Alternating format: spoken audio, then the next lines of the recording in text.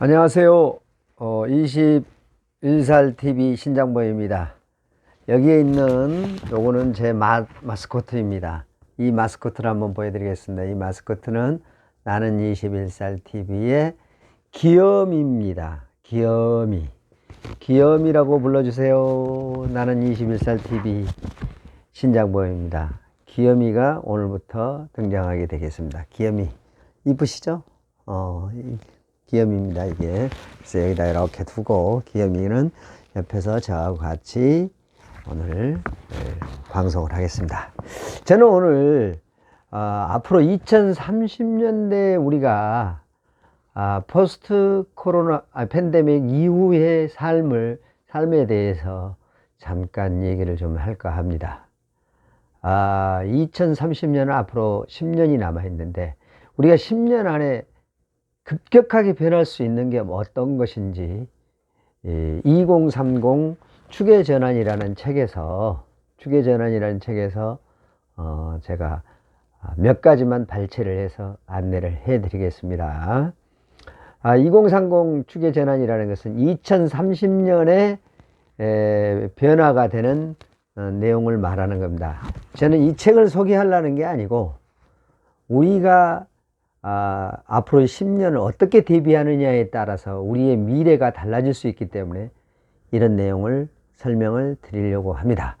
첫 번째, 2030의 이 저자는 누구냐면요, 마우로 기엔이라는 분이 쓰셨는데 아주 닥닥박식하시는 분 같아요. 예.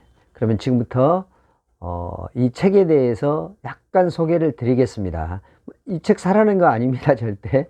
예, 지금부터 설명을 드리겠습니다. 이 책에 보면은요, 사람들은 그저 보고 싶은 것과 듣고 싶은 것만 골라서 듣는다는 겁니다.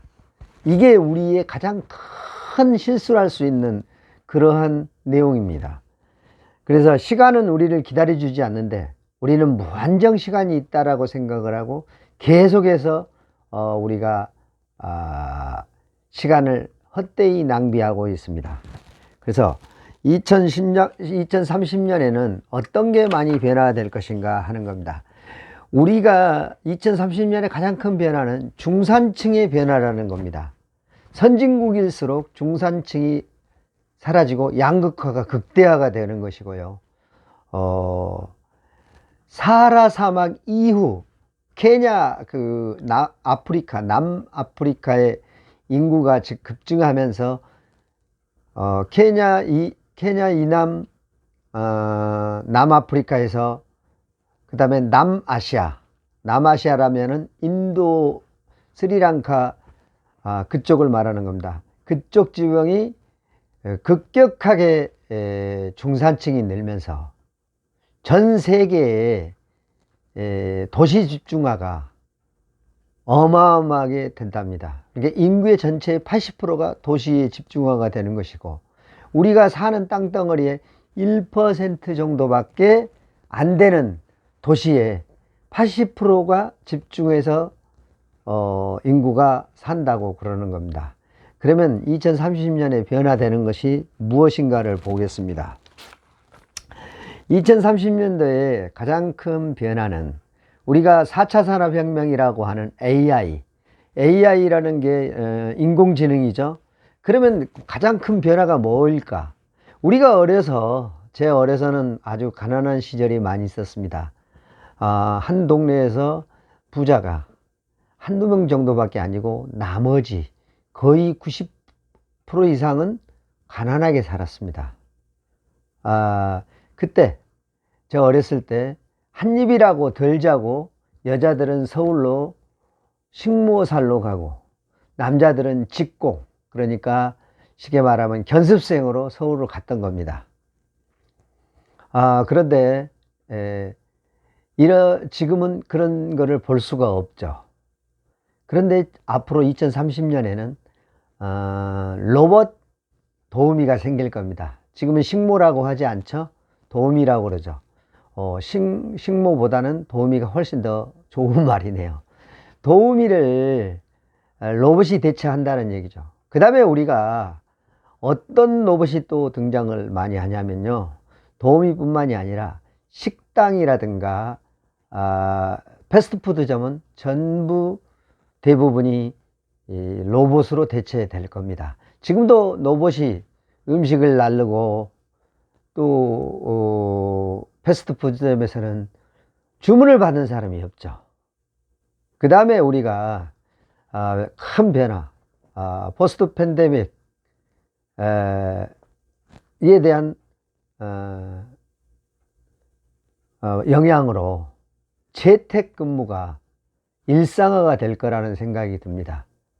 그렇다고 보면 도시화의 집중보다는 위성도시에 많이 살 가능성이 많습니다. 출퇴근을 하지 않아도.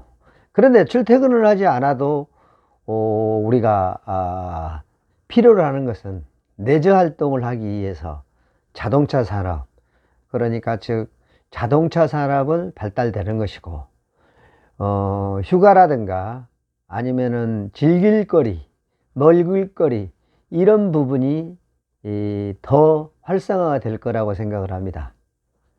그 다음에 저희가 대형 쇼핑몰이 몰락할 것 같다라는 생각이 듭니다. 왜 그러냐면 SNS에서 소셜미디어 부분에서 소비자와 생산자가 직접 거래하는 시스템으로 거의 변경될 가능성이 많습니다. 브랜드보다는 브랜딩 되는, 그러한 브랜딩 된다라고 하는 것은 브랜드의 가치를 불어넣는다는 얘기인데, 브랜딩 되는 그러한 특화 상품이 인기를 끌 거라고 생각을 합니다. 그래서 지금도 마찬가지죠. 삼성이나 LG라든가 어떤 내용을 회사 이름을 가지고 선전하는 게 하나도 없습니다. 전부 다 하나의 브랜드로 설명을 드리고 있습니다. 그래서 우리가 각인될 수 있는 브랜드에 대해서 많은 연구가 있습니다. 그래서 우리는 2030에 대해서 준비를 해야 될 게, 특히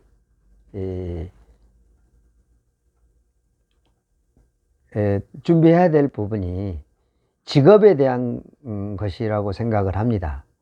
AI 등장으로 기존에 있던 직업들이 10년 안에 사라질 게 굉장히 많을 것 같습니다.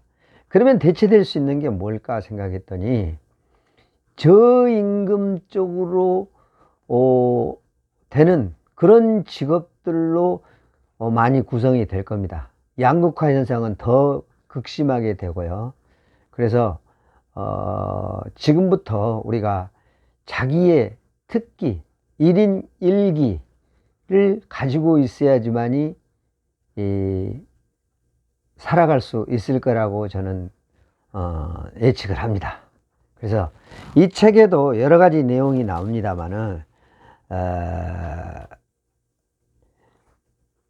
실버 시장이 2030년은 굉장히 활발할 것이다 라는 얘기입니다.